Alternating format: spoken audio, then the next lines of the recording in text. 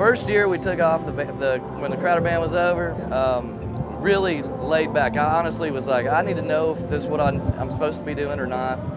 And so that first year was like a breath, man. I'd been on staff at the church I helped start in Waco for 16 years. So just being out of that and being on the other side, just being able to be not having to give, but actually a consumer. You know, we'd preach against it all the time. I'm like, this feels great, man. I like this consumptive side of things. This is good stuff. But it was really great. It's like a big breath of air. And so moved to Atlanta, Georgia, and sort of in between Atlanta and Nashville. And my wife's back in school. That's what's in Nashville, but I wanted to be around this church, PCC, Passion City Church, Louis Giglio, Tomlin, the whole gang.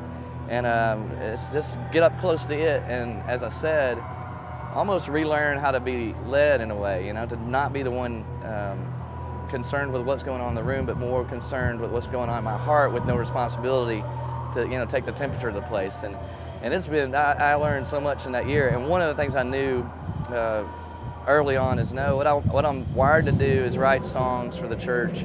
That's when I get wound up. Already there's all this stuff coming out. I can't help it. It's just part of me, and it's how God's made me.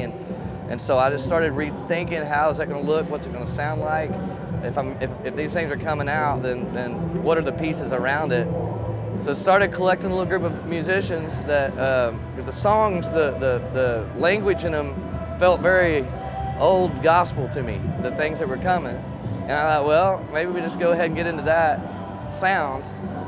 And so all of it was traditional instrumentation. If you can't have it on the porch and it not make noise enough to sing along, then you can't have it on stage. That's sort of the rules.